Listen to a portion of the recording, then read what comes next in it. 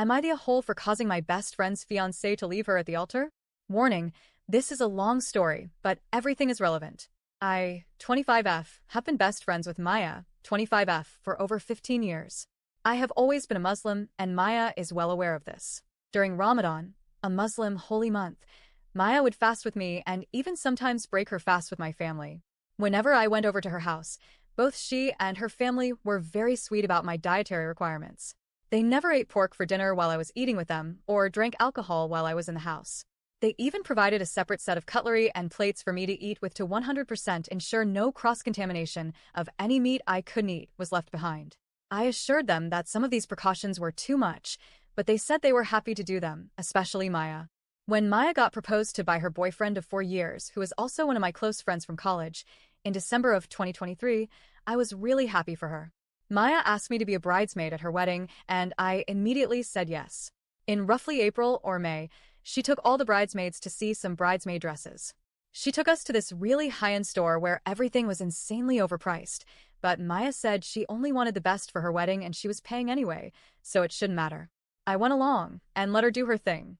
Prior to this outing, I reminded Maya I had some restrictions on what I could wear for religious reasons. I said I personally was not comfortable wearing anything above the knees, although I know that's not something bridesmaids tend to wear anyway, nothing with a low neck or anything very tight-fitting. She assured me that wouldn't be an issue because she wanted a long, flowy, one-shoulder dress. When we got to the store, we found a dress similar to what she wanted, and she was really happy with it. But while looking for dresses she liked, she found a specific dress that she loved even more. This new dress was a blush dress that was very tight-fitting and had a somewhat low neck. I looked at the dress and reminded her I couldn't wear that. I told her that if she really did love this dress, she could choose it, and I would find a similar dress, much less form-fitting and with a higher neckline. I even said that I would pay out of my own pocket. She said she wanted all the bridesmaids to match, and that if I couldn't wear the form-fitting dress, she would pick the first dress. I was happy with this decision and didn't say anything else, only mentioning I was really happy she didn't pick the other dress because of her consideration for me. We didn't talk about dresses anymore after that. In October of 2024, she had asked all the bridesmaids to come in for a dress fitting. I arrived early and saw blush dresses hanging. Asked her why these dresses were here, when she said she had ordered the first dress we saw. She said she thought about it but realized she shouldn't have to plan her wedding around me, and she liked the blush dresses more. I told her I understand I have a lot of requirements, but these aren't just preferences. These are things I need to abide by, especially not wearing tight things. I can get around low necks by wearing a long-sleeve shirt, though it would look weird. However, I don't wear anything that reveals my body, as in trousers or anything tight, and her wedding would not be an exception. I gave her two options. Either she lets me order a similar dress that was more flowy but in the same color, or I am not a bridesmaid and would instead attend as a regular guest to her wedding. I didn't say this in a mean way. I just stated it as fact.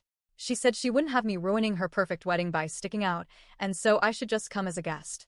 But then she went on to say that I shouldn't even come as a guest, because if I wasn't going to abide by her rules as a bridesmaid, I probably wouldn't abide by a regular dress code. I told her that wasn't true. I was perfectly capable of following a dress code, but she insisted I not come. I told her I was sorry things ended this way, but if she really didn't want me to come, I wouldn't come. Closer to the day of her wedding, I sent a wedding gift straight to Maya and Jake's house. Jake is Maya's fiancé. Jake opened it, not realizing it was a wedding gift. After he realized it was a wedding present, he messaged me saying thanks but that I could have just put it on the gift table at their wedding. I responded saying I wouldn't be attending the wedding due to an altercation I had with Maya. However, Jake and I are still friends and I don't wish any ill will on Maya even after our argument, so I thought it would be polite to send a gift. He questioned me further, asking why I wouldn't be a bridesmaid, since he was told I would be. I explained the situation and he ended with a quick, okay. I thought that was the end of it and didn't think anything else. That was until the night of Maya and Jake's wedding, when I got over 20 messages from different people. Some saying that I am an a-hole for what I did, and others saying it's not my fault. I was extremely confused as to what was going on until a mutual friend of mine and Maya sent me a video she was taking during the wedding. What had happened was that during the part of the ceremony where the man is asked to say, I do, Jake stopped and said, this is Bulls *** T, and walked away, leaving Maya in tears. Some of Maya's bridesmaids investigated because Maya was too distraught, and Jake told them that he couldn't go through with the wedding after seeing how judgmental and strong-headed she was.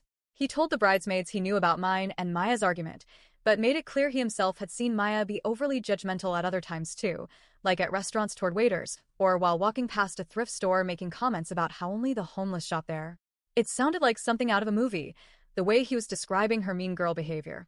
In the end, it was clear to me Maya had done this to herself. But some people seemed to think that I was the breaking point for Jake, and that I should have compromised my beliefs for one day. Is my judgment being clouded? Am I the a-hole?